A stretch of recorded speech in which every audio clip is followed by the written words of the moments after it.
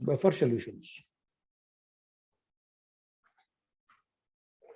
The solutions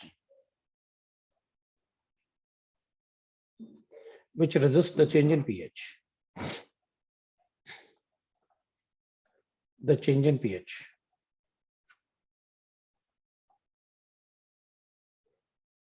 An addition of small amount of acid or base. Of acid and base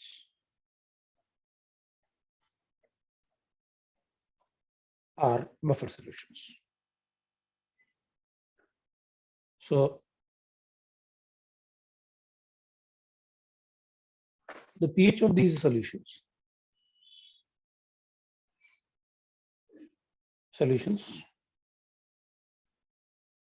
remains almost constant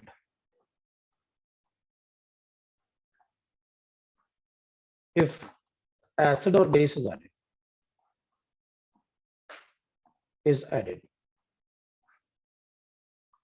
अगर अपन acid और base को add करें तो in solution के जो pH होते हैं वो जनरली ऑलमोस्ट कांस्टेंट ही रहते हैं, और अगर आप एसिड बेस ऐड नहीं करोगे तो फिर इन सॉल्यूशन का पीएच हमेशा कांस्टेंट रहता है. Example, blood is a buffer solution. Is buffer solution with pH is equal to 7.4. Blood का पीएच 7.4 ही रहता है.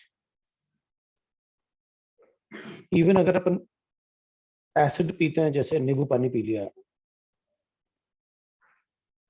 या अपन ने कुछ बेस खाया, तो ब्लड का पीएच जो होता है वो चेंज नहीं होता. मैक्सिमम चेंज होगा तो प्लस माइनस 0.5, उससे ज्यादा चेंज नहीं होता.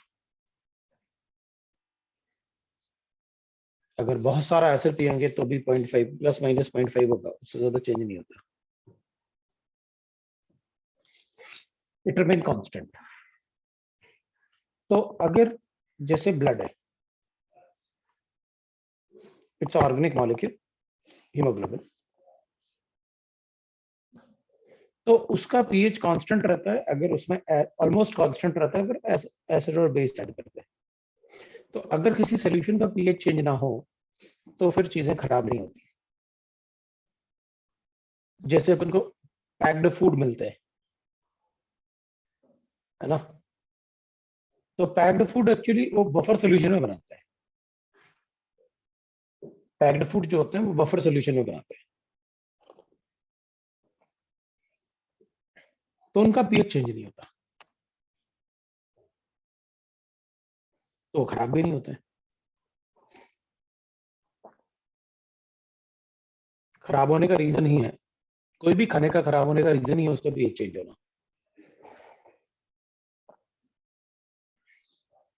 ठीक है. So we can write types of buffers.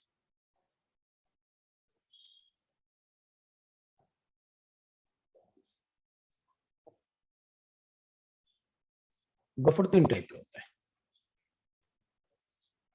एक एसिडिक बफर होता है,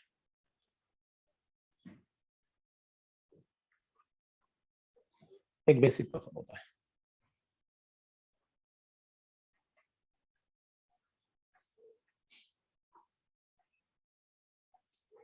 और एक सॉल्ट बफर होता है. ये 3 टाइप के बफर होता है.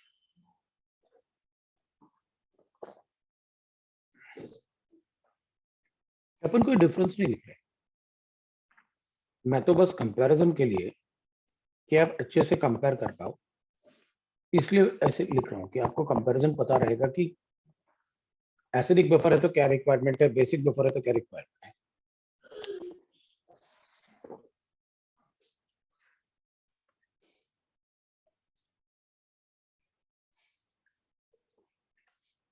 ठीक है ना.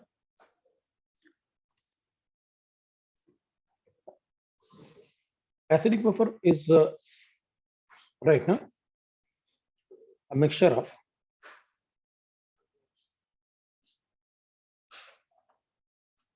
Weak acid,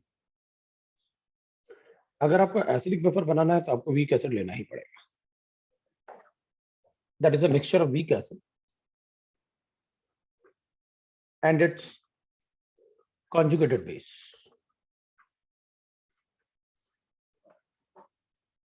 This is that acidic buffer. ये जो conjugated base है ना, as strong electrolyte लिख लेंगे, उससे फर्क नहीं पड़ेगा आप लिखो या ना लिखो, बट वो अपने आप ही conjugated base होगा, तो weak acid है तो strong conjugated base ही होगा. Electrolyte, so it will act as a acidic buffer. Similarly, basic buffer is a mixture of weak base and its conjugated acid. अब weak base होगा तो acid लेना पड़ेगा, conjugated acid as a strong electrolyte. Electrolyte.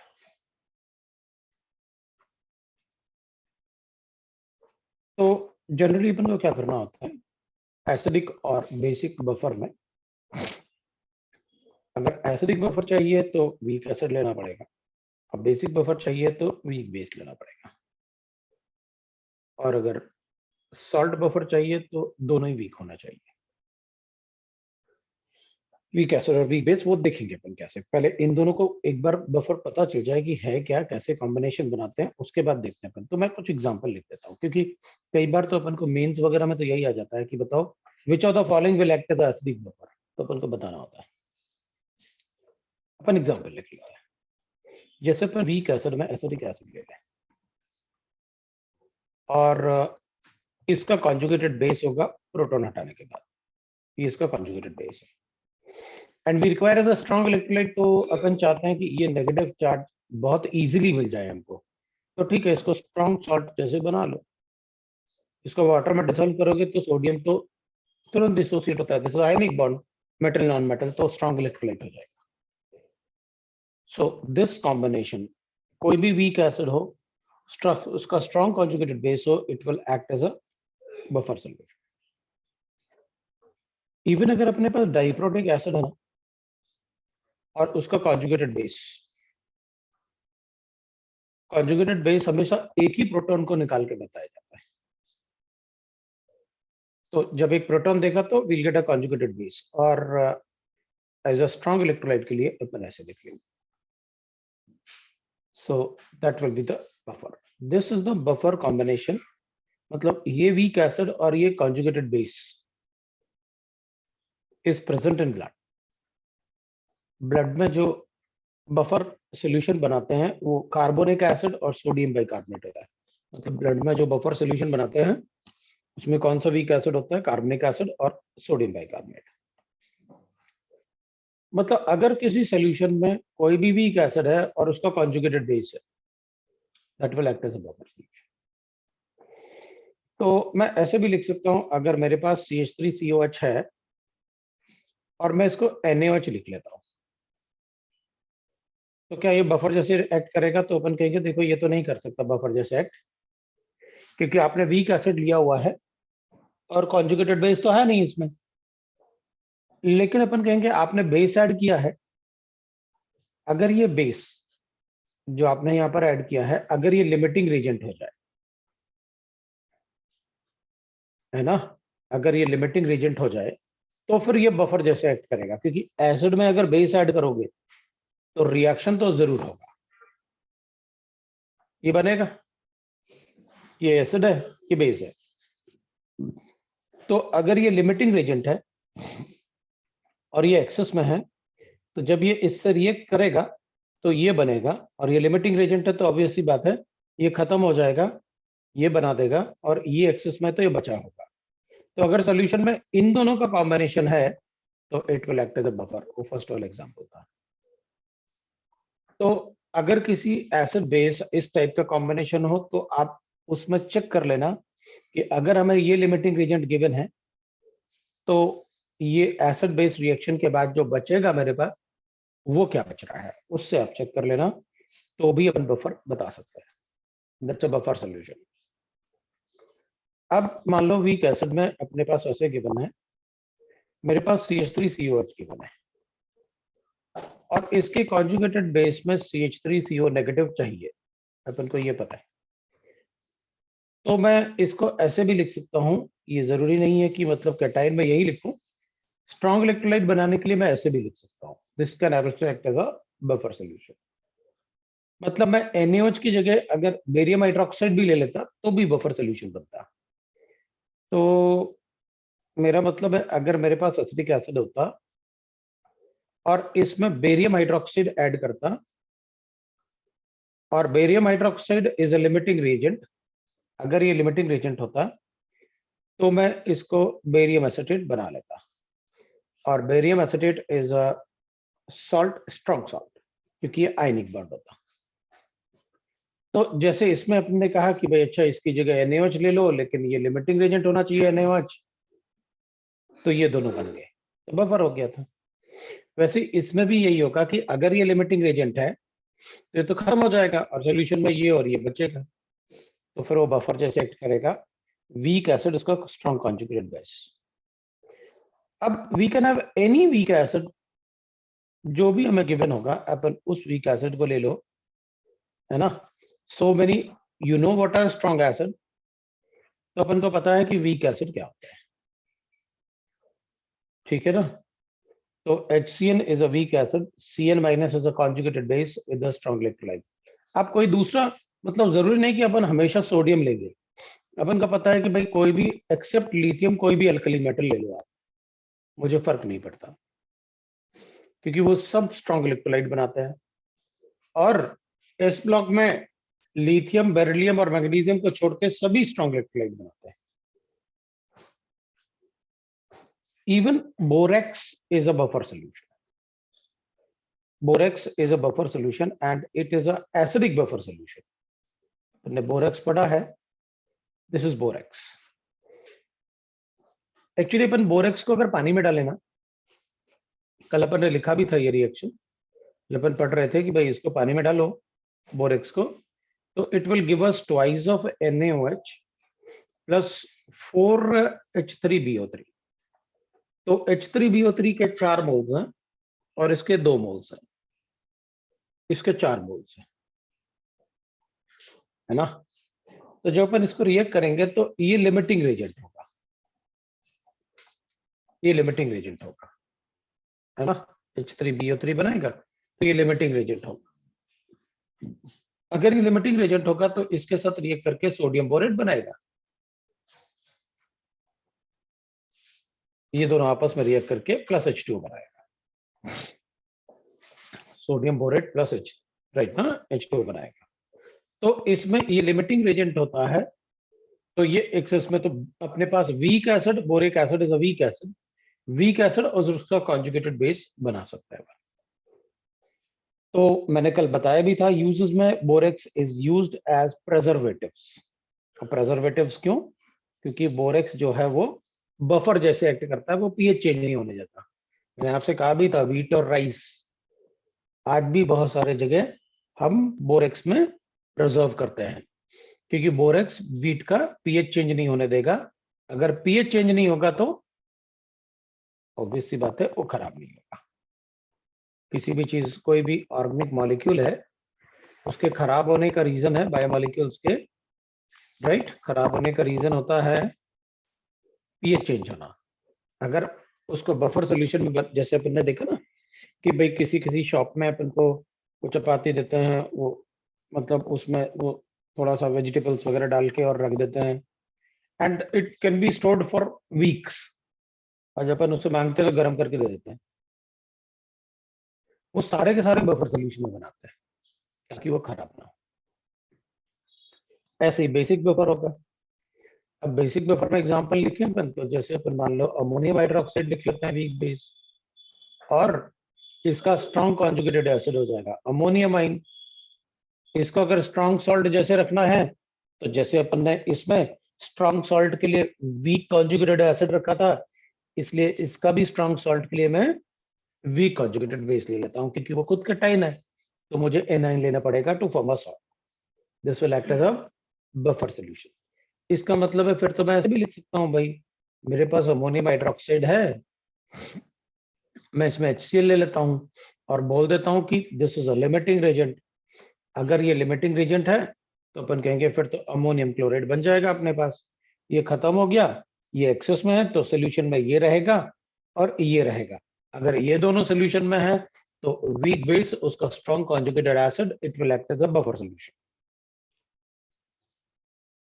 अब अपन कहेंगे इसमें that is, मान लो अपने पास अमोनियम हाइड्रोक्साइड है और इसमें अपन अमोनियम सल्फेट ऐसे भी लिख सकते हैं, this is also a buffer solution, है ना, क्योंकि अमोनियम आयन है, इसका स्ट्रॉन्ग कॉन्जुगेटेड एसिड है, तो it will be a strong electrolyte, क्योंकि sulphate ion is a H2SO4 strong acid होता है, तो वीक कॉन्जुगेटेड बेस अपन ऐसे लिख के बता सकते हैं। अब अमोनियम आयन में एक्चुअली बेसिस जो वीक बेसिस होते हैं, या तो अपन अमोनियम हाइड्रोक्साइड लिखते हैं, नहीं तो फिर अपन को मतलब भाई मेटल हाइड्रोक्साइड दूसरे लिखने होते हैं जो वीक होंगे। तो मेटल हाइड्रोक्साइड में जनरली बफर सोल्यूशन बनाने वाले थोड़े कम ही होते हैं, तो वो ऑर्गेनिक कंपाउंड को यूज करते हैं। तो अपन ने जैसे एनिलीन पड़ा हुआ है अपन ने, तो अब एनिलीन और अमोनिया में कितना डिफरेंस होता है, तो इसका एक हाइड्रोजन की जगह हमने फिनाइल ग्रुप ले लिया, ये एनिलीन है तो अपन ने फिनाइल ग्रुप ले लिया, तो इसको अमोनियम में कन्वर्ट करने के लिए अपन को एक प्रोटॉन देना पड़ता है, तो ये बन जाता है अमोनियम आइन। और इसको एक प्रोटॉन देंगे तो ये जैसे अमोनियम बन गया, ऐसे ये बन जाता है एनिलीनियम आइन।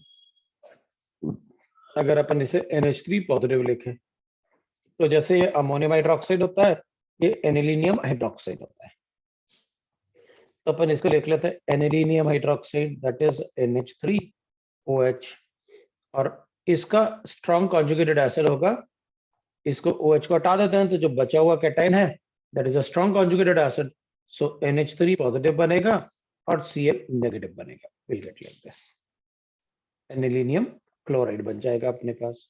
सो this is called anilinium chloride, है ना, this is called anilinium chloride.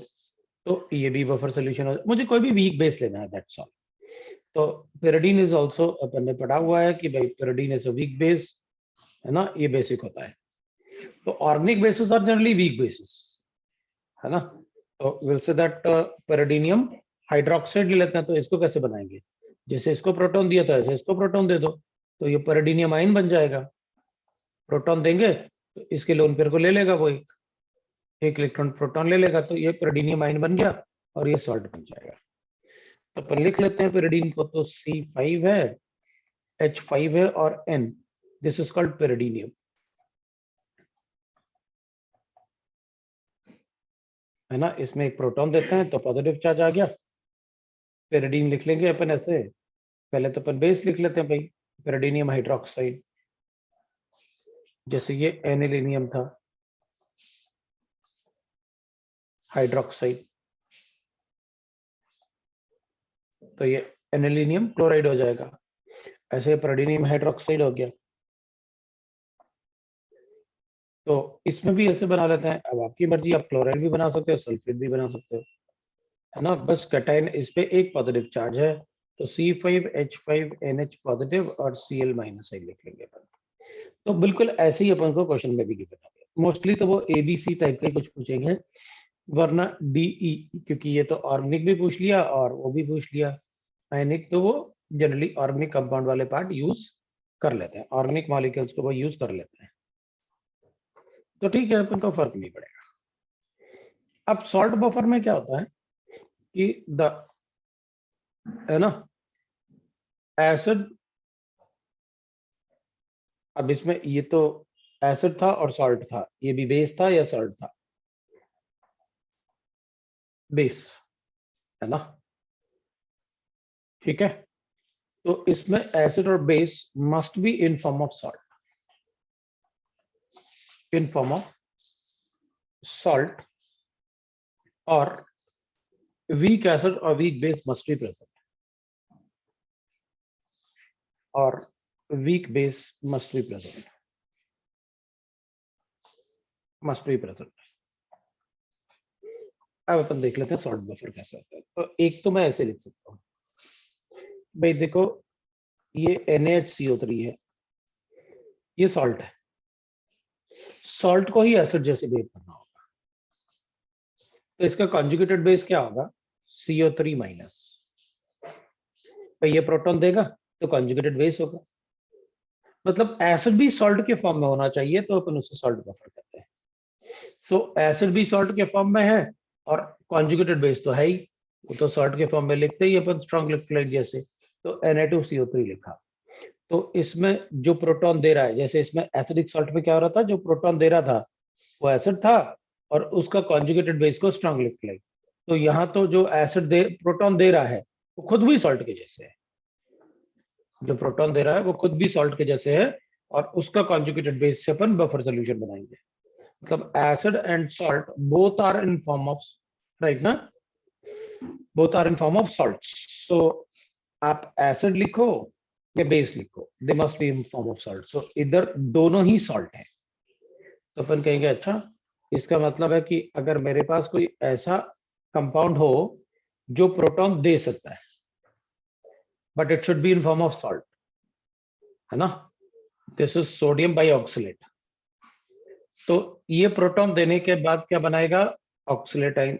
भाई प्रोटॉन देगा एक तो -2 आ जाएगा, इधर था बाइकार्बोनेट, मतलब इस पे -1 था, इस पे +1 था, लेकिन यहां पर क्या हो गया, -2 इस पे +2 इंटू 2 कर लेंगे, तो यहाँ भी इस पे +1 है, इस पे -1 है, ये बाई ऑक्सिलेट है। तो ऑक्सिलेट के लिए आपने जब एक बार प्रोटॉन हटाया तो ये बन गया, तो फिर यहाँ पर सोडियम अपन लिख लेंगे Na2। तो इसका मतलब है कि भाई जो सॉल्ट है वो भी, जिसको सॉल्ट जैसे बिहेव करना वो तो सॉल्ट है ही, इवन जो एसिड होगा वो भी सॉल्ट के जैसे बिहेव करेगा, तो अपन उसे कहते हैं salt buffer. Even we can write so many, जब अपन क्वेश्चन भी करेंगे तो अपन चेक करेंगे, हमारे पास NaH2PO4 है, तो इससे एक प्रोटॉन रिमूव करूंगा तो Na2HPO4 आ जाएगा।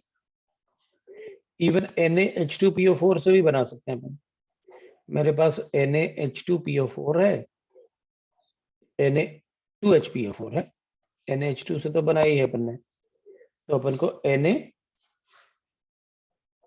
Na2HPO4, अभी ये तो एक और प्रोटॉन देता है, एक और प्रोटॉन देगा तो ये तो फॉस्फेटाइन बना देगा, तो ये Na3PO4 बना देगा। तो इसमें जो एसिड जैसे बिहेव कर रहा है, हाँ बोलो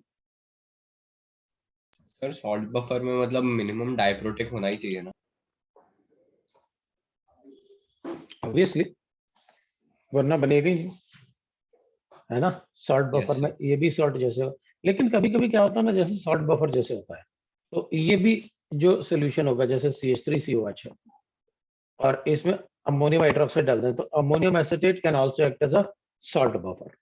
ये अगर कोई बफर वीक एसिड और वीक बेस से प्रेजेंट बना हुआ है ना, अगर कोई सॉल्ट वीक एसिड और वीक बेस से, और उनके पीएच उनके के भी एग्जैक्टली सेम, जैसे क्या होता है ना, एसिटिक एसिड है और अमोनियम हाइड्रोक्साइड, जितना इसका टेंडेंसी प्रोटॉन देने का होता है ना, उतना ही इसका टेंडेंसी OH देने का है।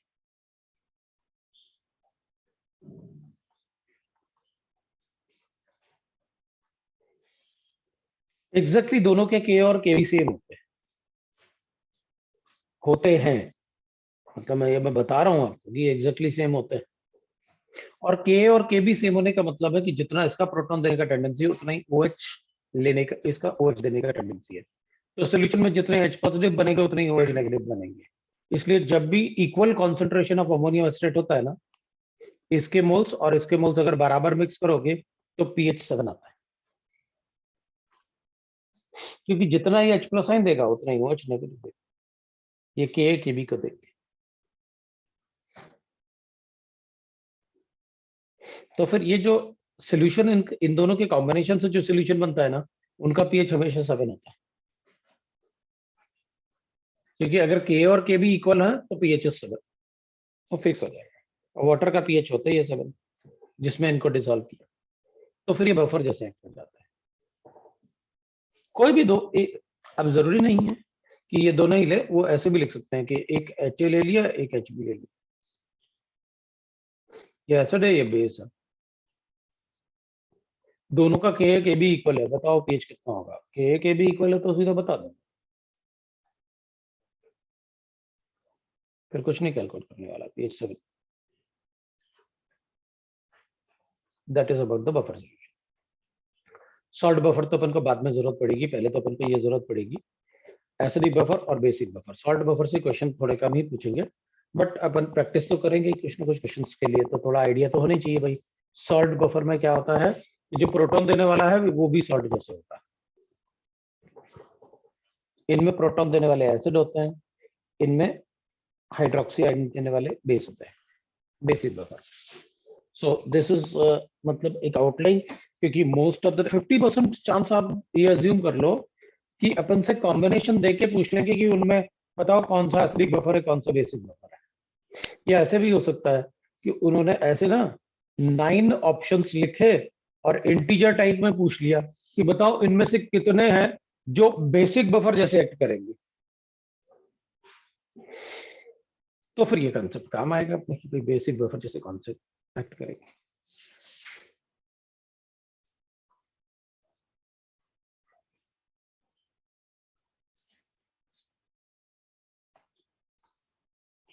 अब देखते हैं बफर एक्शन। बफर एक्शन मतलब ये काम कैसे करता है, ये पीएच को resist, change in pH resist कैसे करता है, वो देख लेते हैं। वैसा क्या होता है इसमें जिसके की पीएच चेंज नहीं होता, तो अपन कोई एग्जांपल ले लेंगे, जैसे एसिडिक बफर में ले लेते हैं। अब एक बार समझ में आया तो फिर एसिडिक लिखो, बेसिक लिखो, सॉल्ट लिखो, क्या फर्क पड़ता है भाई, वो चेंज क्यों करने का होता है उसमें पीएच की, बताओ आपको। तो चलो देखते हैं कि what is the reason behind कि they resist the change in pH.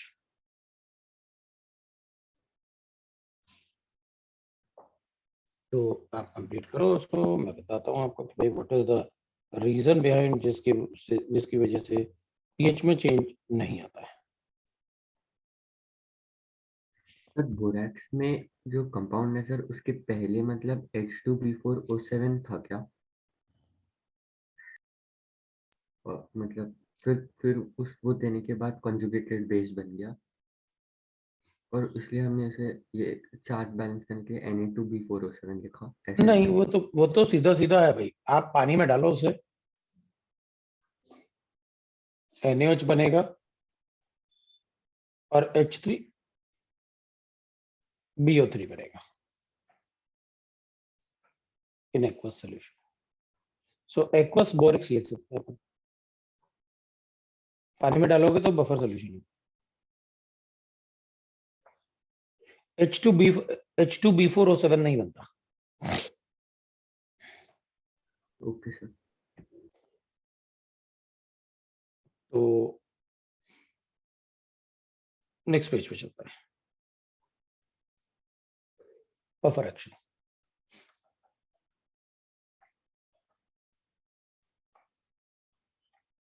कैसे बफर जैसे अपन उसको चेक करेंगे कि वो buffer solution, buffer action. So acidic buffer में देख लेते हैं। अगर मान लो मेरे पास, so will write that acidic buffer में एग्जांपल ले लेते हैं। मेरे पास गिवन है CH3COH, ये वीक एसिड है। हाँ, तो अगर वीक एसिड होगा तो पानी में एसिड ऐसे होगा, एस्टरटाइन। जब भी आयन लिखूंगा इसका मतलब है कि वो पानी में, अपन इसको H+ आयन भी बोल सकते हैं, H3 पॉजिटिव भी बोल सकते हैं, मैंने आपको पहले ही बताया था। अब मेरे पास एक वेसल में ये है इक्विलिब्रियम, और इस इक्विलिब्रियम में अपन ये ऐड करते हैं।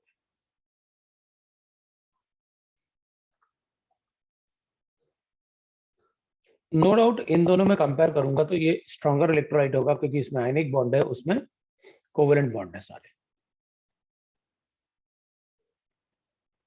इसका Ka अपन को पता है क्या होता है, ये तो बहुत ज्यादा डिसोसिएट होगा, ऑलमोस्ट 90% से ज्यादा डिसोसिएट होता है।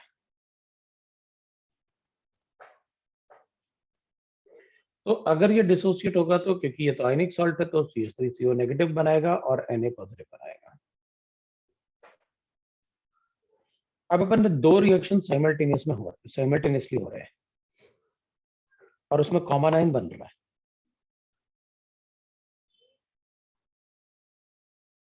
ये स्ट्रॉन्गर इलेक्ट्रोलाइट है इससे।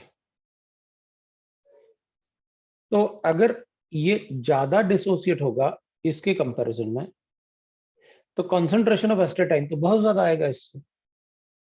तो इस इक्विलिब्रियम में कॉन्सेंट्रेशन ऑफ एस्टेटाइन बढ़ेगा। तो according to Le Chatelier's principle, अगर किसी इक्विलिब्रियम में आप प्रोडक्ट के कॉन्सेंट्रेशन को बढ़ाओगे तो रिएक्शन बैकवर्ड शिफ्ट होगा। तो रिएक्शन बैकवर्ड शिफ्ट होगा। ठीक है, मान लिया कि रिएक्शन बैकवर्ड शिफ्ट होगा, लेकिन बफर जैसे एक्ट क्यों करे? तो अपन कहेंगे देखो मेरे पास वीक एसिड है, राइट? तो उसके लिए मैं Ka लिख सकता हूं, Ka will be equal to that is CH3CO negative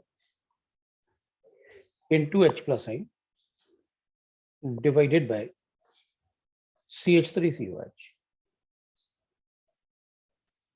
अपन कहेंगे एस्टेटाइन तो सिर्फ इससे थोड़ी आ रहा है, वो तो इससे भी आ रहा है। ये स्ट्रॉन्ग इलेक्ट्रोलाइट है, ये वीक इलेक्ट्रोलाइट है, और दोनों ही एक जैसे आयंस प्रोड्यूस कर रहे हैं, तब तो कॉमन आयन इफेक्ट होगा। इन दोनों में से ये वीकर इलेक्ट्रोलाइट है, तो ये ज्यादा डिसोसिएट होगा तो ये बैकवर्ड शिफ्ट होगा। मतलब अगर इससे X आ रहा होगा एस्टेटाइन और इससे Y आ रहा होगा एस्टेटाइन, तो Y is very very large as compare to X, क्योंकि ये स्ट्रॉन्ग इलेक्ट्रोलाइट है। और total acetate ion in the solution कितना है? X plus Y in the solution. तो अगर Y बहुत ज्यादा है X से, तो अपन इसको Y लिख सकते हैं। तो अपन इसको टोटल लिख लेते हैं पहले तो सॉल्यूशन में। भाई आप तो टोटल बता दो, total is X plus Y। ये X होगा, ये जो भी कंसंट्रेशन आप दे दोगे वो ले लूंगा। तो मैं इसको ऐसे लिख सकता हूं, H plus I will be equal to Ka into concentration of acetic acid divided by concentration of CH3CO negative total. तो मैं माइनस लॉग ले लेता हूं, तो माइनस लॉग लेंगे तो will get that on taking minus log on both sides, we get minus log of H plus sign will be pH, minus log of K will be equal to pK, और minus log of this upon this ले लेता हूं। अभी इसको plus कर लेते हैं, तो फिर इसको इन्वर्स कर देता हूं मैं,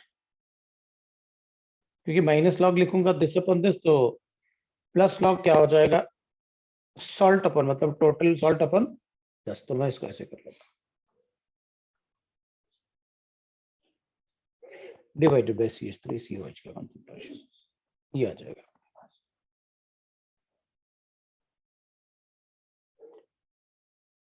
ठीक है, बट इसका तो कोई, क्योंकि ये तो डिसोसिएट होगा, इसका कोई के तो अपन कंसंट्रेशन कैलकुलेट करके बता सकते हैं। भाई अब ये बता दो ये कितना कंसंट्रेशन। अब अपन ये देखते हैं,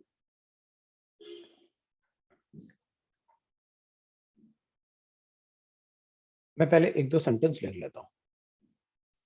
ये तो अपन ने पीएच कैलकुलेशन करना है, तो के चाहिए मुझे और इसका कंसंट्रेशन और इसका कंसंट्रेशन चाहिए, खत्म बात। तो पीएच कैलकुलेट करके बता। अगर मान लो मेरे पास बीकर में ये दोनों है और मेरी मर्जी में तो एसिड ऐड करूंगा इसमें ऑन एडिशन ऑफ एसिड,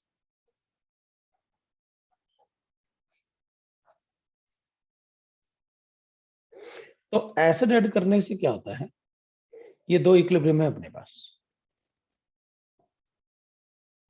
जब आप एसिड ऐड करोगे तो इसका कॉन्सेंट्रेशन बढ़ेगा, तो ये रिएक्शन बैकवर्ड शिफ्ट होगा।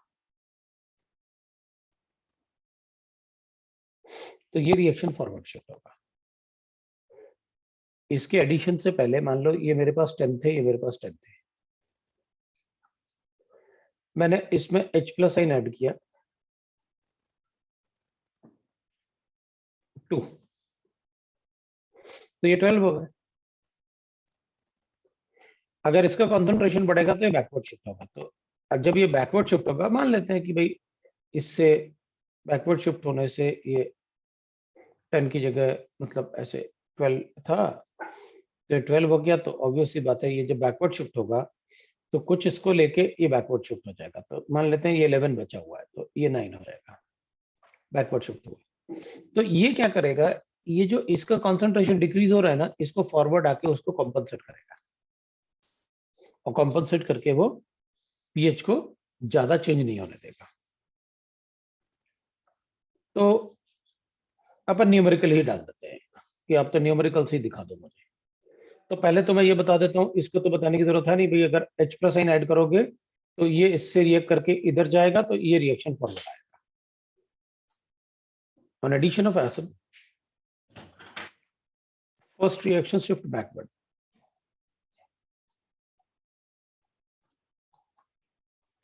shift backward,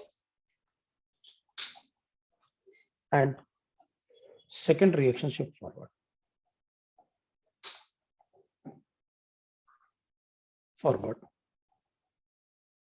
to compensate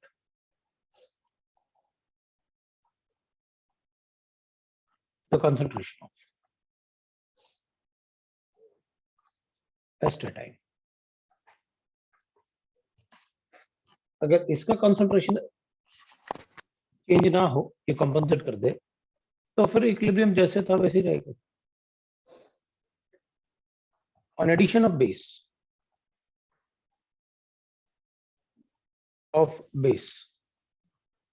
अब ये तो वीक कॉन्जुगेटेड एसिड है, इसलिए ये तो रिएक्ट करेगा नहीं बेस के साथ, क्योंकि वीक एसिड है। तो बेस इसके साथ रिएक्ट करेगा H+ साइन के साथ, it will react with H+ sign. और ये अगर कंज्यूम होगा, अगर ये रिमूव होगा, बेस रिएक्ट करेगा, तो रिएक्शन फॉरवर्ड आएगा। क्योंकि according to Le Chatelet's principal, अगर आप किसी प्रोडक्ट को हटाओगे,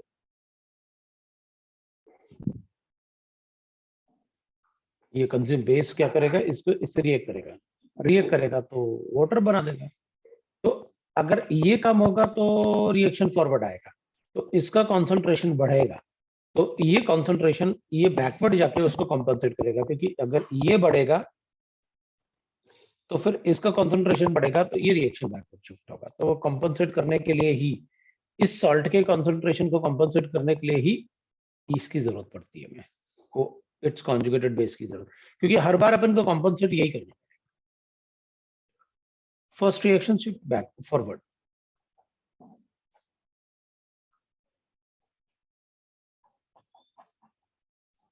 and second reaction shift backward.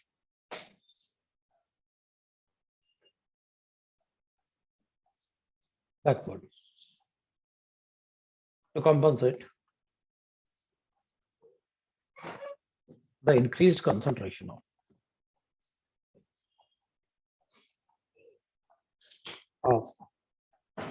CH3Cl-.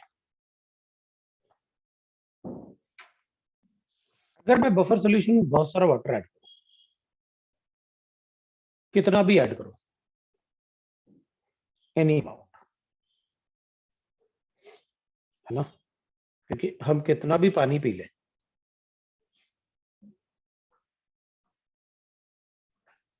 हमारा पीएच चेंज नहीं होता। पानी पीने से पीएच कभी चेंज नहीं होता। अगर आप बहुत ज्यादा पानी पियोगे या डाइल्यूशन करोगे तो दोनों डिसोसिएट होंगे, जितना ये डिसोसिएट होगा उतना ये भी डिसोसिएट होगा। So any volume pH do not change, because both salt as well as acid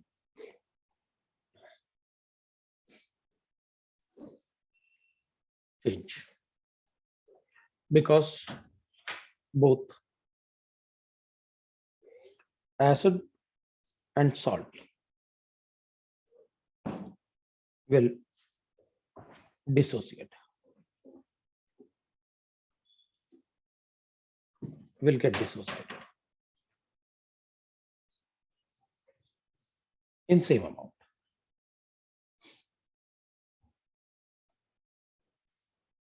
Dissociated in same amount.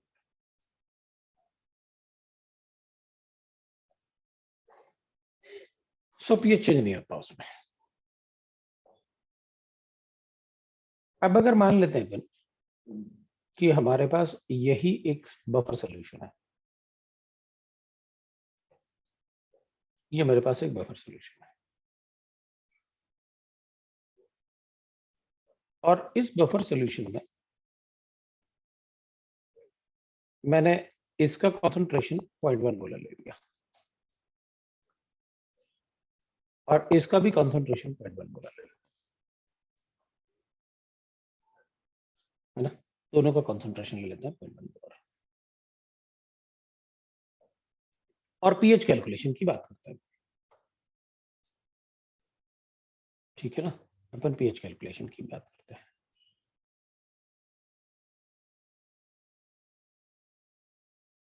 तो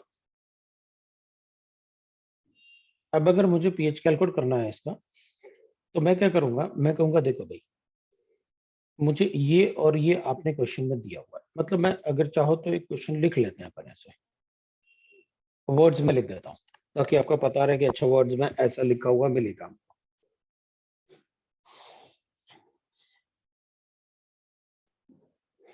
तो बफर सॉल्यूशन कंटेन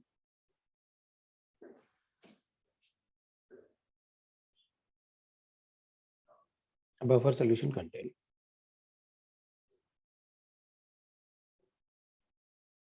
मतलब ये जो ऊपर लिखा हुआ है वो सब एक्सपेरिमेंटली प्रूव कर लेता है।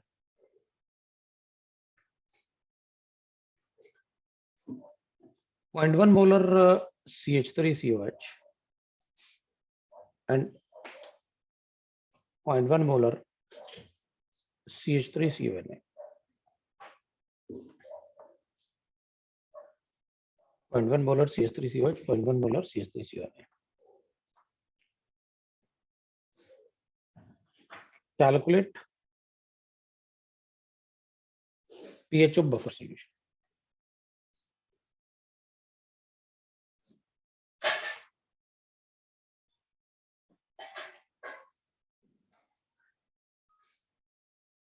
Calculate pH of buffer solution. इसको और थोड़ा सा ऐसे कर लेते हैं, बार बार मुझे कैलकुलेट लिखना पड़ेगा। Calculate the pH of buffer solution when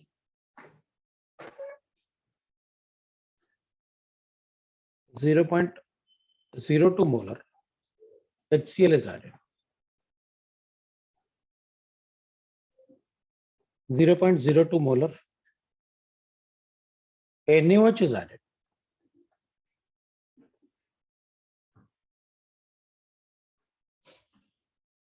है ना। वो कैलकुलेट करके देखो। गिवन पीके ऑफ एसिड 4.74 होता है फॉर CH3COH, ये अपन को गिवन है, ये गिवन है। तो अपन क्या करेंगे, आंसर कैलकुलेट करना है।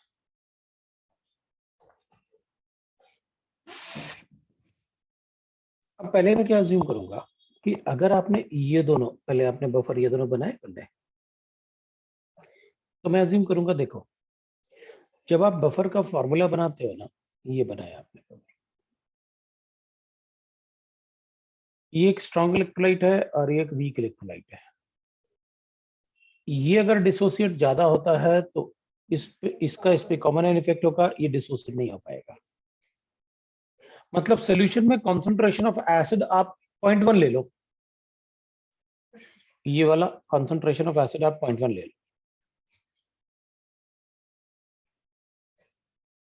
और सॉल्ट का कॉन्सेंट्रेशन ये थोड़ी लेना होता है, हमको इसका कॉन्सेंट्रेशन चाहिए, क्योंकि हमने तो इसका कॉन्सेंट्रेशन चाहिए ना, और इसका कॉन्सेंट्रेशन हमें क्या लेना होता है, क्योंकि ये जो है इससे तो नेग्लिजिबल आता है,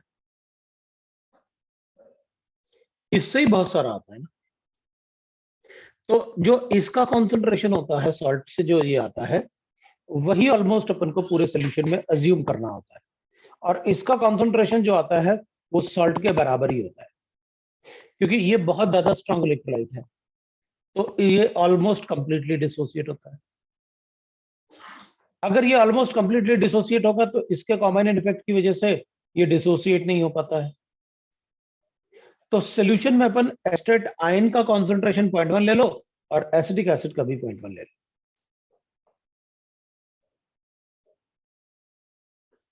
due to combinant effect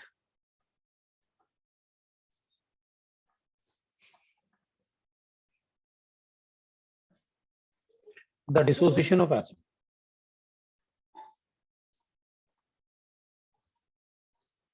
of CH3COH is negligible. So the concentration of CH3COH in the solution in the mixture. Similarly,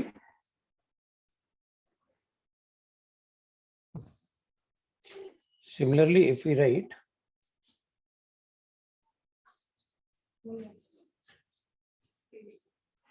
the salt CH3CONA is almost completely dissociated.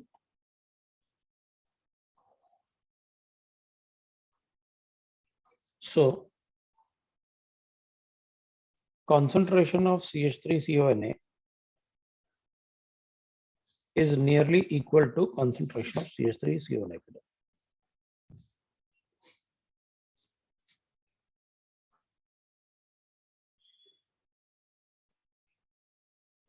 Thus, the total CH3CO negative is equal to concentration of salt. तो जो ये acidic acid है, अपन को इसमें जो acidic acid लेना पड़ता है वो ऑलमोस्ट किसकी वजह से होगा, जितना कॉन्सेंट्रेशन ऑफ सॉल्ट है ऑलमोस्ट उतना ही ये होगा, तो उतना ही ये हो जाएगा। तो इसका मतलब है जब आप बफर बनाओगे तो जो भी मुझे एसिड का कॉन्सेंट्रेशन गिवन होगा वो मैं यहाँ सब्स्टिट्यूट कर लूंगा, और जो मुझे सॉल्ट का कॉन्सेंट्रेशन गिवन होगा वो यहाँ सब्स्टिट्यूट कर लूंगा और पीएच बता दूंगा।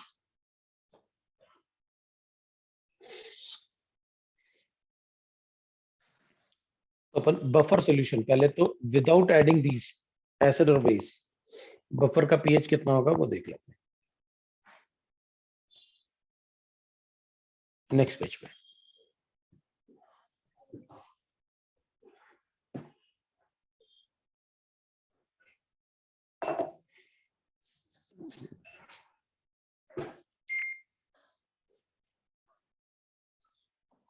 Yes sir.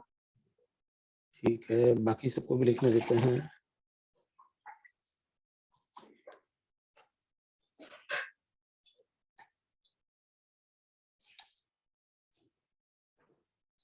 एक मिनट वेट कर लेते हैं, बाकी सब लोग लिख लेंगे तो वी कैन।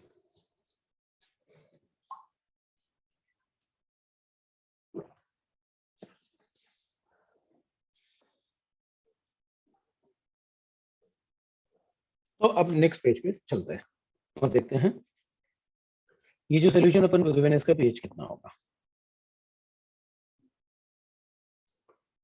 तो pH of the buffer solution देख लेते हैं अपन।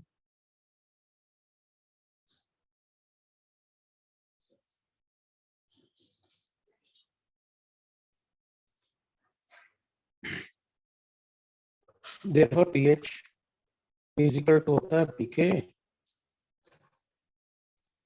Plus log of concentration of salt upon acid लिख लेते हैं।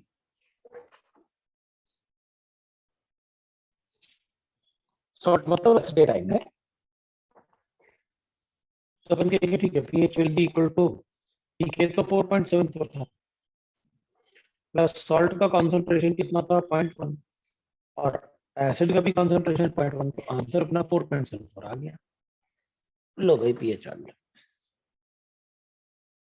ये दोनों का कंसंट्रेशन तो बराबर दिया है आपने, और आपने यहाँ लिखा हुआ है साफ साफ कि भाई सिंस एसिडिक एसिड डिसोसिएट नहीं हो पाता है इसके प्रेजेंस में, इसलिए उसका कंसंट्रेशन जो भी मुझे गिवन होगा अपन वही कंसीडर कर लेंगे। और सॉल्ट का कंसंट्रेशन जो टोटल अपन को ये लेना है कंसंट्रेशन, वो सॉल्ट के बराबर ले लो, क्योंकि सॉल्ट अगर बहुत ज्यादा डिसोसिएट होगा तो इसका एस्टेटाइन का कंसंट्रेशन ऑलमोस्ट सॉल्ट के बराबर होगा। ले लिया अपन ने, तो एस्टेटाइन का कंसंट्रेशन आपने 0.1 मोलर दिया था, हमने कंसीडर कर लिया, ये आ गया अपने पास। ठीक है, ये पार्ट लिखते हैं।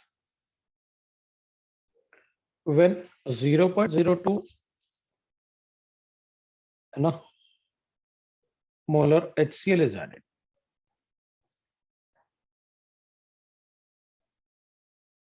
moles of HCl is added,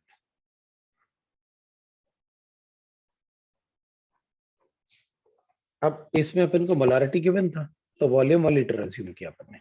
आप मोलर लिखो या मोल्स लिखो अपन को फर्क नहीं पड़ेगा, है ना। अज्यूम करके अपन ये कर लेते हैं कि भाई इतना मोल्स ऐड कर लेते हैं। अब एक बात देखो, 0.1 के कंपैरिजन में HCl ये 20% एसिड ऐड कर रहे हैं अपन, मतलब अगर 0.1 अपने पास और 0.1 एसिड था और सॉल्ट भी था 0.1, तो इनके कंपैरिजन में ये कितना होगा 20%, मतलब अपन 20% ऑफ एसिड या बेस ऐड करने वाले हैं इसमें 0.02। तो मैं क्या करूंगा, अगर 20% ऐड करोगे तो चलो देखते हैं क्या होगा। HCl किससे रिएक्ट करेगा, बेस के साथ, ये कॉन्जुगेटेड बेस है। अगर बेस के साथ रिएक्ट करेगा तो अपन कहेंगे ये बनाएगा NaCl प्लस CH3COH। अपने पास CH3COH ने 0.1 था और एसिटिक एसिड भी 0.1 था, लेकिन अगर ये HCl इससे रिएक्ट करेगा, ये 0.02 है, तो ये 0.1 अगर पहले से ले लें अपन तो इसको ले भी सकते हैं अपन कि भाई ये 0.1 था सोल्यूशन में, लेकिन अपन पहले सिर्फ न्यूट्रलाइजेशन की बात करते हैं, बाद में अपन रिजल्टिंग कॉन्सेंट्रेशन की बात कर लेंगे। ये 0.1 था, इतना ऐड किया तो एसिटिक एसिड जो कितना बनेगा वो देख लेते हैं। तो ये बचेगा 0.08, ये 0 हो जाएगा, ये 0.02 हो जाएगा और ये 0.02 हो जाएगा। So total concentration of CH3COH कितना हो गया 0.1 plus 0.02 that is equal to 0.12, और CH3COH ने कितना हो गया 0.1 minus 0.02, so that is equal to 0.08 जो आपने लिखा है। देयरफॉर pH कितना आ गया, तो अपन कहेंगे देख भाई अब सॉल्ट और एसिड के कॉन्सेंट्रेशन चेंज हो गए, so pH will be equal to 4.74 plus log of concentration of salt वो है 0.08 डिवाइडेड बाय ये 0.12, ये आया 2/3, सो 4.74 प्लस लॉग ऑफ 2 होता है 0.3 और लॉग 3 होता है 0.48, तो इसमें से 0.48 माइनस कर देते हैं, 0.18 माइनस कर देते हैं, तो अपने पास pH कितना आ गया, तो 0.18 माइनस करूंगा तो 0.74, 0.18 माइनस कर लेते हैं अपन, तो अपने पास आ गया 14.6 आ गया, ये 615 आ गया और ये आ गया अपने पास 4.56। लो भाई ये pH आ गया, ये pH है मेरे पास। सर बोलो। सर आपको total concentration of CH3COO Na में से हम वो माइनस क्यों करेंगे, वो एक बार फिर से बताइए ना। ऊपर लिखा हुआ है एसिड बेस रिएक्शन। अब एसिटिक एसिड से थोड़ी रिएक्ट करेगा, एसिड एसिड से रिएक्ट थोड़ी करेगा।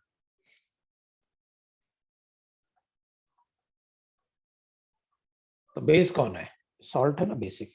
पानी में डालोगे तो क्या बनेगा? एसिटिक एसिड और NaOH ना, मतलब बेसिक सॉल्ट। तो बेस के साथ रिएक्ट। भाई जब आप इसमें अभी लिखा तो था आपने, यहाँ पर आपने कहा था अगर इसमें OH डालूंगा तो ये H+ साइन से रिएक्ट करेगा, तो इसका कॉन्सेंट्रेशन बढ़ेगा और ये इसका डिसोसिएशन बढ़ेगा, और इसका जब ये बढ़ेगा तो ये बढ़ेगा तो कॉमन एन इफेक्ट की वजह से ये बैकवर्ड जाएगा। यस सर, समझा।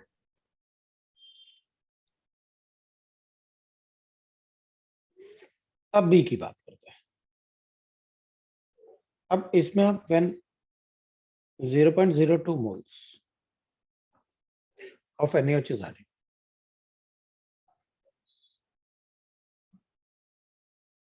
तो NaOH क्या करेगा? ये तो बेस से रिएक्ट करेगा, तो इन दोनों में बेस कौन था? तो अपन कहेंगे बेस है तो एसिड से रिएक्ट करेगा। अब CH3COH Na से थोड़ी रिएक्ट करेगा, वो तो बेसिक था। तो अपन चेक करेंगे, अच्छा बेस ऐड कर रहे हो, चलो एसिड देख लेते हैं सोल्यूशन में क्या है। इसका कॉन्सेंट्रेशन 0.1 था, इधर आपने NaOH ऐड किया है, तो ये रिएक्ट करके कितना NaOH ऐड किया? 0.02, तो ये बनेगा CH3CONa प्लस H2। ये जीरो, ये जीरो, तो ये से रिएक्ट करेगा तो विल गेट दैट ये 0.08 बच गया और ये 0 हो गया, ये 0.02 बन गया, ये वाटर है।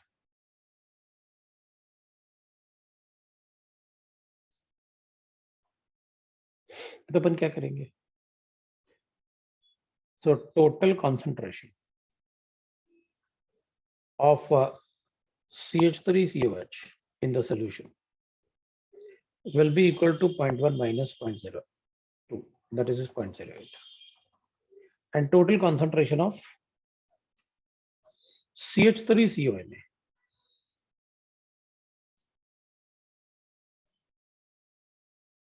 कितना हो गया? 0.1 तो पहले था, अभी इतना और बन गया रिएक्शन में, तो 0.02 बन गया, 0.12 आ गया। तो पीएच कैलकुलेट कर लो, कर लेते हैं भाई।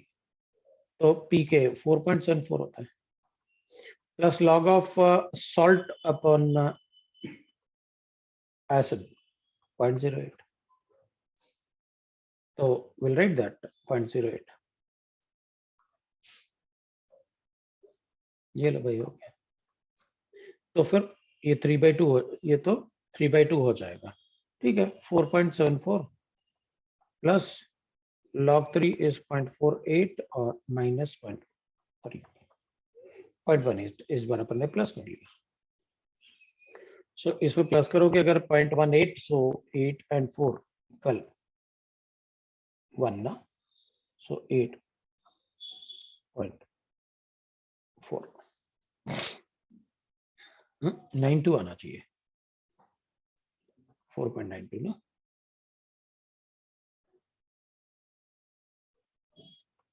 है ना।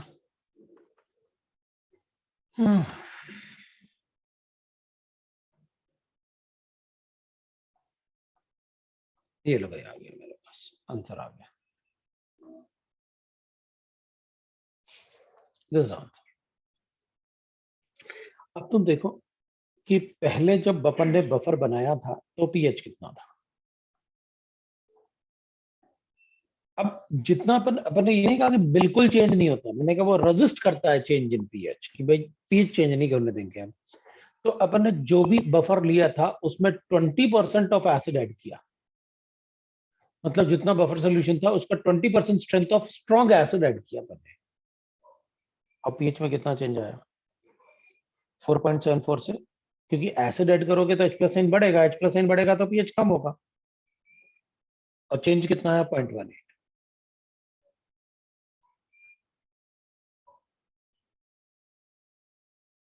और बेस ऐड किया उतना ही 20%, तो कितना चेंज आया? 0.1 बढ़ गया, क्योंकि बेस ऐड करोगे तो पीएच बढ़ेगा।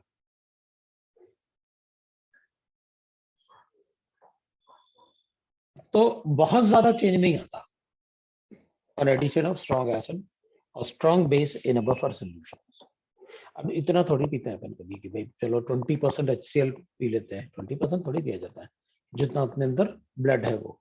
तो ऐसा भी नहीं है कि अपन को एसिडिटी वगैरह नहीं होता है ना।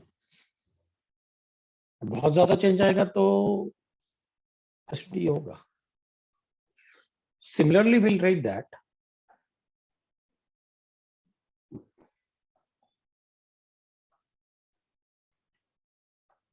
ये अपन ने पीएच कैलकुलेशन किया।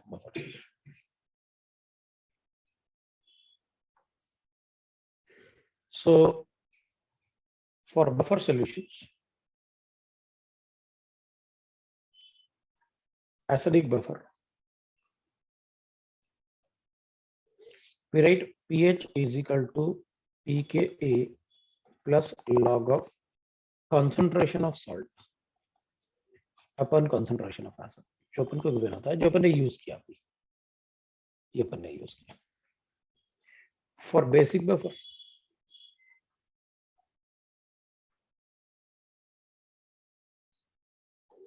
अब बेसिक बफर होगा तो अपन को पीओएच लेना पड़ेगा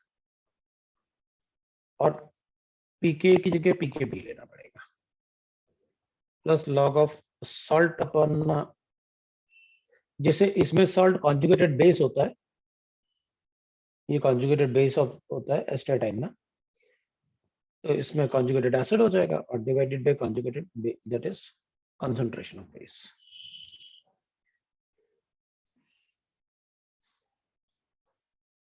अब मेरे ये बात ध्यान रखना है कि इधर आप मिलीमोल्स लोगे ऑफ सॉल्ट तो फिर आप मिलीमोल्स ऑफ बेस भी लोगे। अगर आप यहां पर इसके मोल्स लोगे तो फिर इसके भी मोल्स लेने पड़ेंगे, मतलब वो पार्ट ध्यान रखना, क्योंकि आप गलती वहीं करेंगे। आप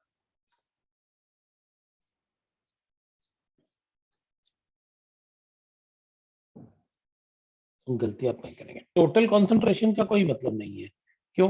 ये रेशियो का तो टोटल कॉन्सेंट्रेशन में अपन टोटल वॉल्यूम से डिवाइड करेंगे, इसको भी टोटल वॉल्यूम से डिवाइड करोगे, इसको भी करोगे, तो कैंसिल हो जाने। तो मैं अभी क्वेश्चन में बता दूंगा। ये तो मैंने एक बार बफर कैसे एक्ट कर रहा है वो बताया आपको। It resist the change in pH. Blood is a buffer solution, उसमें आप एसिड और बेस ऐड करो, कोई फर्क नहीं पड़ता।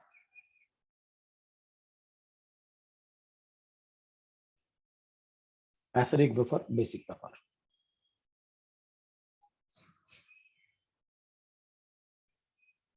ठीक है। अगर अपन बफर, अच्छा बफर देखें तो अपन उसको बफर कैपेसिटी बोलते हैं।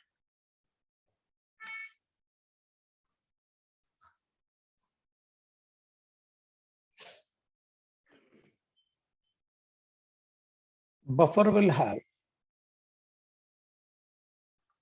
एनी बफर विल हैव, मतलब बफर के जैसे एक्ट करने की टेंडेंसी बोल रहे हैं।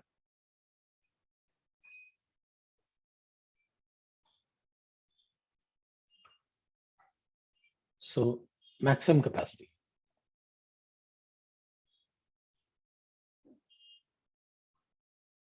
the maximum capacity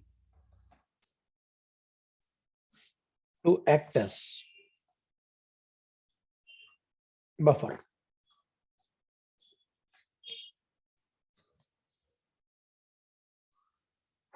for any mixture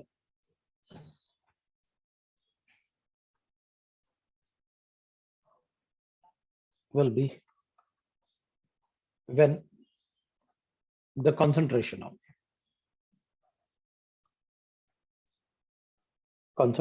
salt is equal to concentration of acid and concentration of salt is equal to concentration of base for basic buffer। Acidic buffer के लिए होगा, ये बेसिक बफर के लिए। जब इन दोनों का कॉन्सेंट्रेशन सेम हो जाए ना, तो उस मोमेंट पे इसके बफर जैसे एक्ट करने की टेंडेंसी, कैपेसिटी सबसे ज्यादा होती है।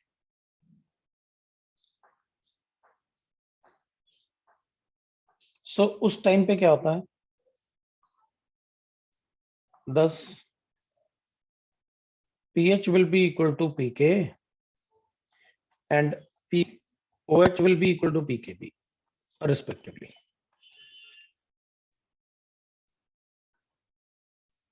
किसी भी बफर की मैक्सिमम बफर कैपेसिटी कब होती है, जब उसमें उसका सॉल्ट और बेस का कॉन्सेंट्रेशन या फिर सॉल्ट और एसिड का कॉन्सेंट्रेशन इक्वल होता है.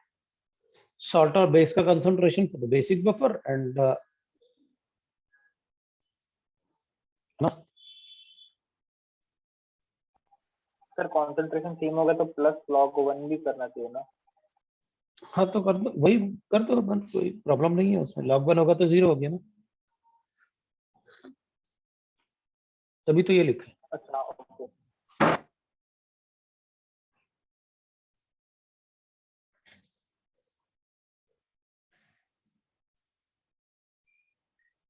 द बफर रेंज इज, तो भाई देखो कितना सोल्यूशन ऐड कर ले, कितना HCl ऐड कर सकते हैं इसमें कि वो बफर जैसे एक्ट करता रहेगा. तो अपन कहेंगे भाई देख, मेरे पास मैक्सिमम कैपेसिटी इस बफर की तब थी, बफर जैसे एक्ट करने की, जब pH 4.74 था पिछले एग्जांपल में. तो ये सोल्यूशन में मैंने HCl ऐड किया, तो कितना HCl ऐड करूंगी वो बफर जैसे एक्ट करता रहेगा. तो अपन कहेंगे देख भाई, इनके जो कॉन्सेंट्रेशन है ना, सॉल्ट अपन एसिड या सॉल्ट अपन बेस,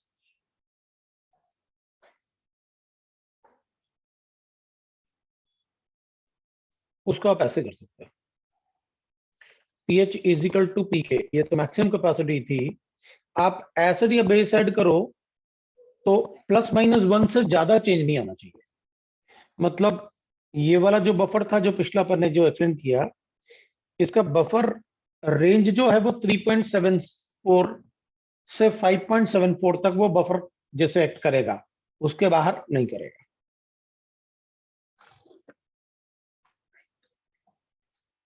अपनी मैक्सिमम बफर कैपेसिटी कब होगी, जब ये दोनों बराबर हो जाएंगे.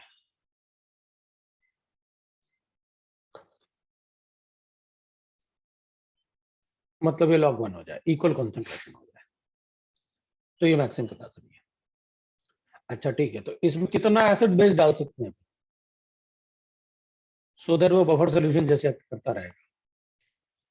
तो अपन कहेंगे अगर आप एसिड डालोगे तो pH होगा ये 5.6, ये भी बफर जैसे एक्ट करेगा, क्योंकि ये बफर जैसे तब तक एक्ट करता रहेगा जब तक इसका pH 3.74 नहीं हो जाता. आप एसिड इसमें तब तक डाल सकते हो जब तक इसका pH 3.74 नहीं हो सकता. अगर जैसे ही 3.74 से कम होगा तो अपन कहेंगे देखो भाई अब ये बफर जैसे एक्ट नहीं करेगा. सोल्यूशन तो है, अब ये अच्छा बफर नहीं है. तो बेस ऐड करने से तो अपन कहेंगे 4.74 है, तो ये अभी तो ये 20% ऐड करने से 4.92 हुआ था. ये बफर जैसे बेस आप तब तक ऐड कर सकते हो इसमें जब तक कि उसका pH 5.74 से ज्यादा ना हो जाए, फिर वो बफर जैसे एक्ट नहीं करेगा.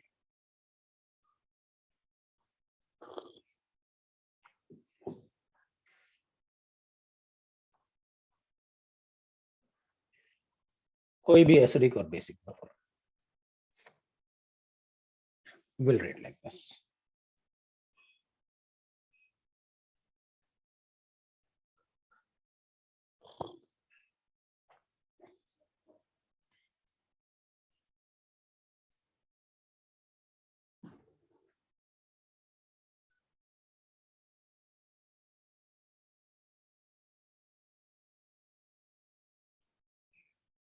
ठीक है, अब इतना पढ़ने के बाद हमें ये तो पता चल गया कि ठीक है, आप बफर के बारे में बहुत कुछ मुझे बता रहे हो और उसमें एसिड बेस ऐड करके we are able to write that कि भाई pH चेंज होगा. और आपने मुझे ये भी बता दिया कि मैक्सिमम कैपेसिटी कब होती है, जब pH और pK बराबर हो या POH और pK भी बराबर हो. बेसिक बफर होता है तो मुझे ऐसे चेक कर लेना चाहिए, और एसिडिक बफर है तो मुझे ऐसे चेक कर लेना चाहिए. अब अपन डिफरेंट बफर बनाते हैं और इसमें डिफरेंट टाइप के क्वेश्चंस की बात करते हैं, है ना, क्योंकि काफी क्वेश्चंस की बात करते हैं डिफरेंट बफर बना के. तो पहले तो अपन एक क्वेश्चन देख लेते हैं. नेक्स्ट पेज पे, है ना। तो अपन एक क्वेश्चन ऐसे लिखते हैं जो मतलब थोड़ा सा अपन से कोरिलेटेड हो। The pH of buffer solution is, मैं थोड़ा ऐसे डेली लाइफ से कोरिलेट कर लेता हूँ। The pH of blood is 7.4.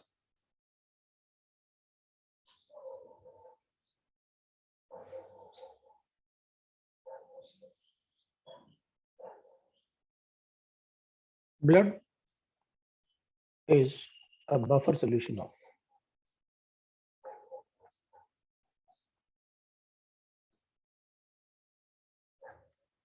NaHCO3 and H2CO3.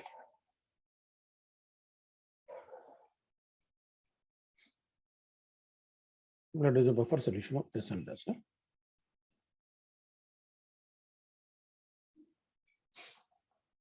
pK of H2CO3 is given to me 7.1. Calculate the volume of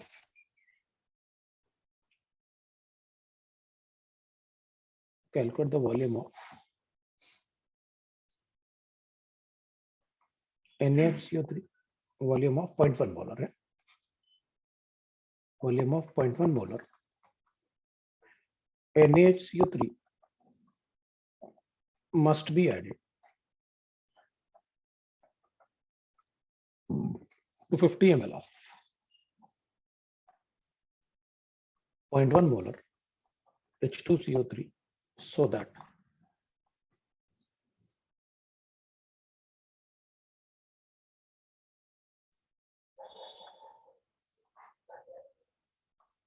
to get the pH of mixture as 7.4. ये अपन को बताना है।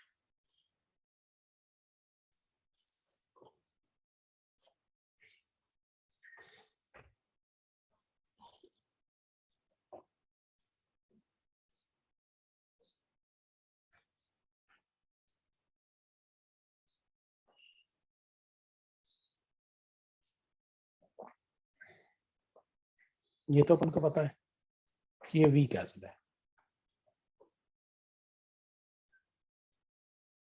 तो अपन लिखेंगे, देख भाई, मिलीमोल्स ऑफ H2CO3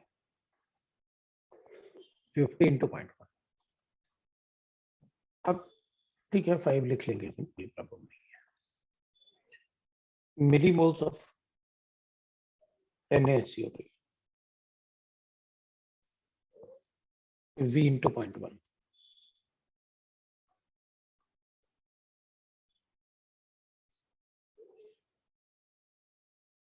Therefore,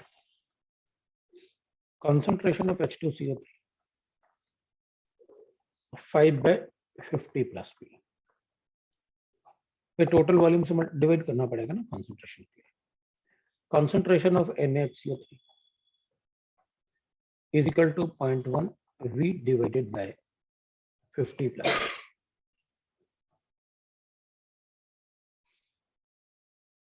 पीके अपन को गिवन है 7.1। हाँ, ये सारा पार्ट अपन ने जो गिवन है उससे कैलकुलेट कर लिया। नाउ अब अपन को पता है for acidic buffer pH is equal to होता है pK plus log of concentration of salt अपन एसिड। तो pH तो अपन को गिवन है 7.4 और ये 7.1 plus log of concentration of salt कितना गिवन है अपन को 0.1 V divided bye 50 plus V और डिवाइड हो जाएगा 5 डिवाइडेड बाय 50 प्लस V। तो अपन ये वाला पार्ट तो कैंसिल कर लेंगे, इसलिए मैं कह रहा था कि टोटल वॉल्यूम का बफर सोल्यूशन में कोई मतलब नहीं होता, क्योंकि अपन को रेशियो ऑफ कंसंट्रेशन लेना है, इसलिए टोटल वॉल्यूम का कोई मतलब नहीं होता। ठीक है, बफर सॉल्यूशंस में टोटल वॉल्यूम का कोई मतलब नहीं होता। तो अपन कहेंगे 7.4 minus 7.1 is equal to log of, right ना, अपने पास आ जाएगा 0.1 divided by 0.1 v divided by 5, ये मिलीमोल्स है। ये तो 0.3 हो गया, is equal to log of 0.1 v divided by 5। अब ये 0.3 आ रहा है तो अपन को इसका एंटी लॉग लेना है। तो एंटी लॉग लेने के लिए ये बताओ किसका लॉग 0.3 होता है। तो अपन कहेंगे 2 का लॉग 0.3 होता है, तो 0.3 का एंटी लॉग 2 हो जाएगा। We know that log of 2 is equal to 0.3 होगा। तो एंटी लॉग ऑफ 0.3 तो 2 हो जाएगा। ये किया मैंने, ठीक है, ये 2 हो गया अपने पास, और ये आ गया अपने पास 0.1 v डिवाइडेड बाय 5 हो गया अपने पास 0.1 v, सो v equal to 100 ml add कर लो भाई, अपने पास वॉल्यूम आ गया। ये आपको वॉल्यूम लेना पड़ेगा फॉर दैट। अब अगर किसी को डाउट है तो बता दो, हमको डाउट है तो फिर अपन चेक कर लेते हैं। अगर किसी को डाउट है तो बता सकते हो कि हमको डाउट है।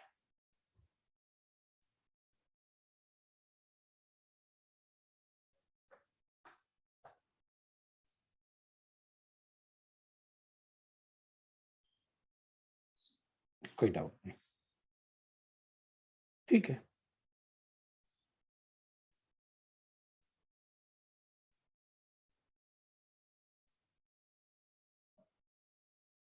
तो that is how we'll get the questions related to the buffer solutions. अब एक तो अपन को डायरेक्ट क्वेश्चन मिल सकता है ऐसे। अब जैसे मैं मान लो एक क्वेश्चन और ले लेता हूँ, ठीक है। मैं नेक्स्ट पेज पे ले रहा हूँ क्वेश्चन, क्योंकि वो पूरा क्वेश्चन एक ही पेज पे दिखता है तो ज्यादा अच्छा लगता है, अपन कंपैरिजन भी कर पाते हैं ना। तो नेक्स्ट पेज पे चलेंगे, देख लो आप, टोटल वॉल्यूम का कोई मतलब नहीं होता है, क्योंकि वो रेशियो कैंसिल हो जाता है।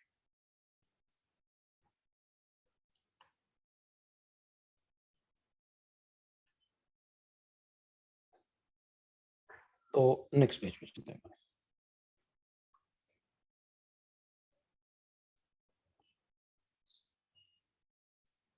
एक दूसरा क्वेश्चन लेते हैं।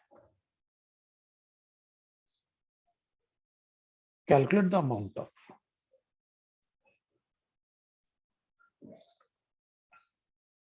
ammonium sulfate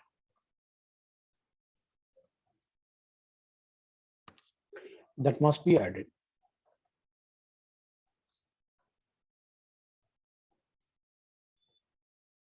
to 500 ml of 0.2 mole of ammonium hydroxide, so that the pH of the solution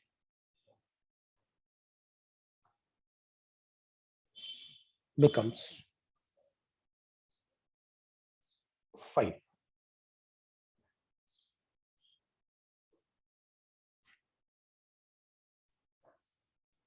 ठीक है, given the pK of ammonium hydroxide is equal to 9.3.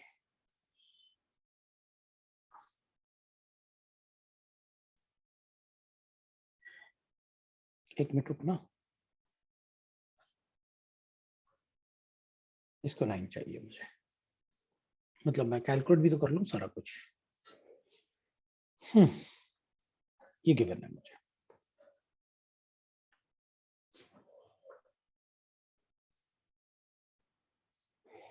तो अपन क्या करेंगे,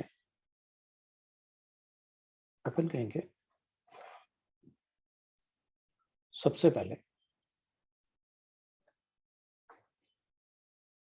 compound used is ammonium hydroxide, जो कि week base है। अब देखते जाना तुम क्या मतलब गलती कैलकुलेट उसमें नहीं करोगे, कंसेप्ट में गलतियां क्या कहां कहां करोगे ये देखो, weak base and ammonium sulphate.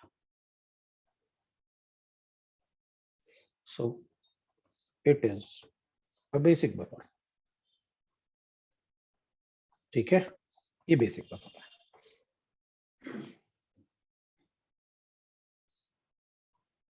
अब बेसिक बफर है तो अपन को पता है कि अपन को यूज करना है POH is equal to PKB plus log of concentration of salt, तो अमोनियम आइन होगा, और डिवाइडेड बाय अमोनियम हाइड्रोक्साइड।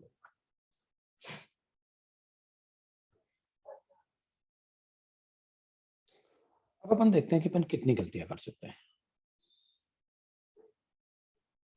एक तो मुझे POH चाहिए, ठीक है,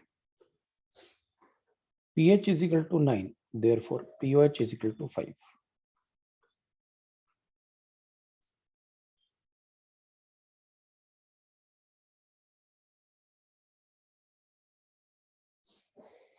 अब मुझे पीके भी, ये तो मुझे पता है ना, pH प्लस POH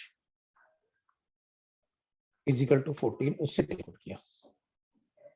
अब मुझे पीके भी चाहिए और गिवन है मुझे पीके, मुझे पीके गिवन है 9.3, लेकिन वीक बेस के लिए तो मुझे पीके भी चाहिए।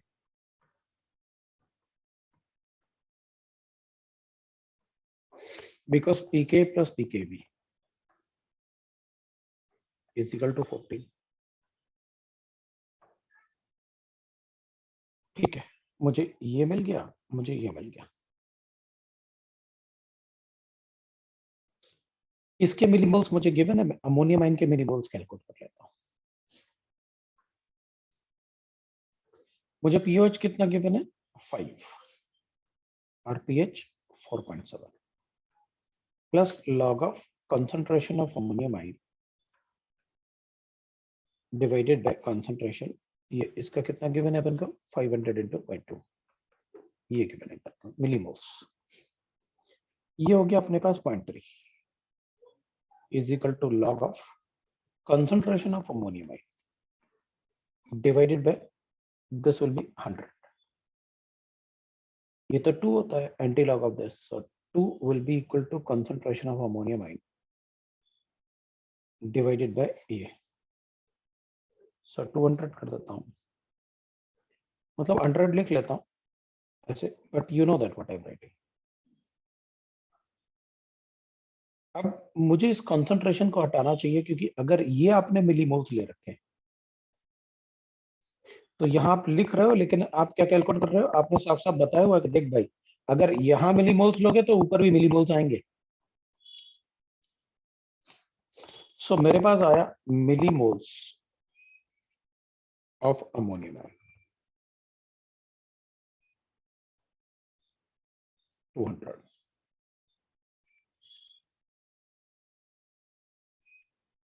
अब क्या, अब होगा क्या, जो गलती कर सकते हो तुम वो देखते हैं। जब आपने बफर बनाया होगा तो अमोनियम हाइड्रोक्साइड से, ये वाला फॉर्मूला तो आपने इससे बनाया था अमोनियम हाइड्रोक्साइड से,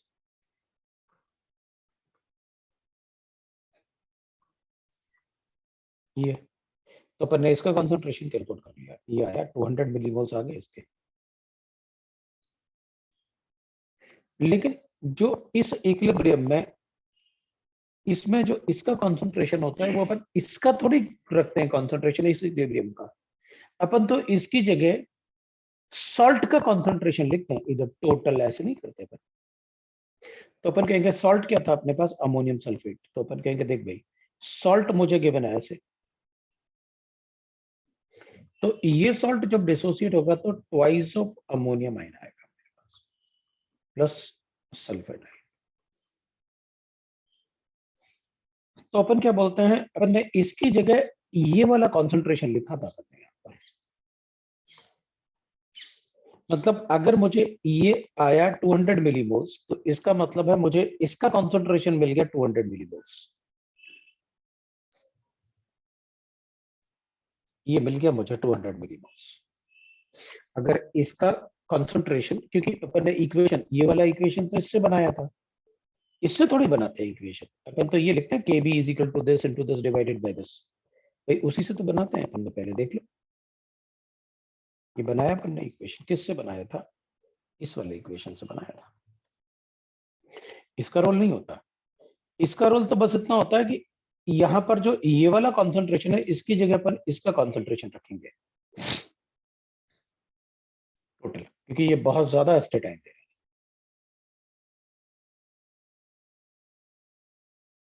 ठीक है, इसका मतलब मेरे पास इसके मिलीमोल्स 200 आ गए, तो इसके मिलीमोल्स कितने होंगे? जितने इसके मिलीमोल्स हैं उसके आधे। So millimoles of ammonium sulphate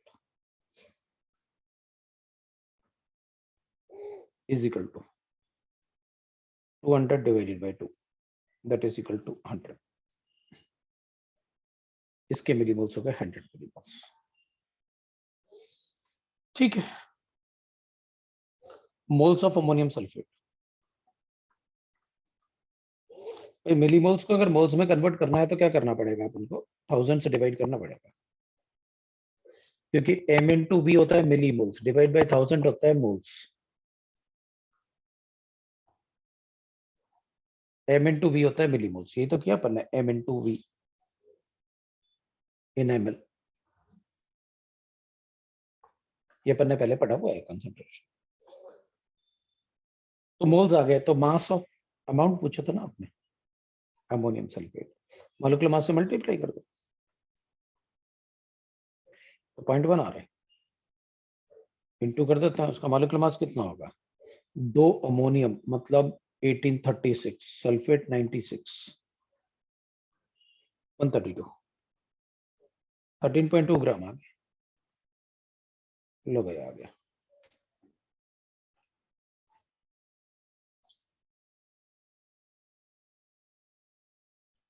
लो भाई आ गया।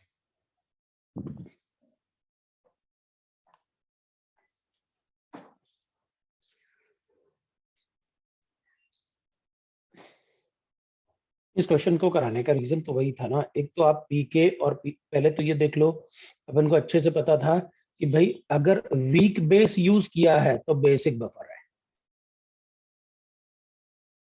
तो पहली बात तो इसमें गलती कर सकते हैं, क्योंकि पीके गिवन था, अपन सोचते हैं पीएच लगा दो, पीएच भी गिवन है, पीके भी गिवन है, लगा दो formula, P H is equal to P K plus log of salt अपन एसिड। वहां तो वीक बेस गिवन है, so it is a basic buffer, तो फिर इसको यूज करेंगे अपन। ठीक है, कोई बात नहीं, पता चल गया अपन को क्या करना है।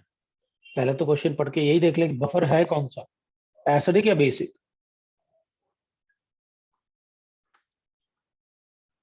तो पहले तो इस फॉर्मूले को ही सिलेक्ट करो अच्छे से कि भैया कौन सा फॉर्मूला लगाना अपन को। इसका ध्यान रखना कि अपन मिलीमोल्स यूज कर रहे हैं, उसमें गलती नहीं करना। और उसके बाद अगर कोई ऐसे सॉल्ट है कि भाई इसमें डबल आ रहा है वो आयंस इससे सॉल्ट से, तो ध्यान रखना कि जो भी कॉन्सेंट्रेशन इसमें सॉल्ट का आएगा, वो कॉन्सेंट्रेशन जो सॉल्ट से वो आयन आता है, जितना भी टोटल आयन उस सॉल्ट से आएगा, उसका कॉन्सेंट्रेशन माना जाएगा। क्योंकि अपन इस इक्वेशन से बनाते हैं ये वाला इक्वेशन, बफर का इक्वेशन, और उसमें अमोनियम आयन का कॉन्सेंट्रेशन अपन वो रखते हैं जो टोटल अमोनियम आयन सॉल्ट से आएगा।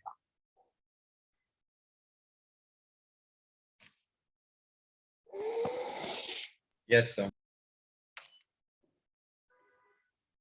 अब अपन, मैंने आपको बफर पढ़ा लिया, अब बफर आपको, अब तीनों को कंबाइन कर दूंगा मैं, तो उसमें बफर भी समझ में आएगा, उसमें पीएच भी समझ में आएगा, और ये भी समझ में आएगा यार कि सोल्यूशन में कब होता है हाइड्रोलिसिस और कब पीएच और कब बफर।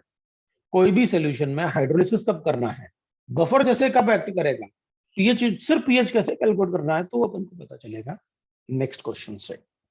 लेकिन अभी अपन ब्रेक लेंगे और ब्रेक के बाद डाउट्स करेंगे। आप बफर को अच्छे से पढ़ना, हाइड्रोलिसिस को अच्छे से पढ़ना, पीएच को अच्छे से पढ़ना, क्योंकि अब मैं तीनों को कंबाइन करूंगा। पहले होमवर्क कर लेते हैं, होमवर्क अपना काफी ज्यादा पड़ा हुआ सर आप ब्रेक के बाद मतलब डाउट्स कराओगे या फिर आयनिक का ही कंटिन्यू करके? है। देखते हैं, क्योंकि ब्रेक के बाद डाउट्स होंगे तो सबको लगेगा अच्छा डाउट्स हैं, चलो भाई ठीक है, हमारे तो कोई डाउट होते नहीं है, जो पढ़ते हैं उनके डाउट्स होते हैं, हम तो मतलब नहीं, जो नहीं पढ़ते उनके डाउट्स होते हैं, जो पढ़ते हैं उनके कोई डाउट्स नहीं होते, तो भाई चलो। तो देखता हूँ कैसा है, अगर बच्चे भागे तो आइनिक पढ़ा दूंगा, नहीं भागे तो डाउट्स करवा दूंगा।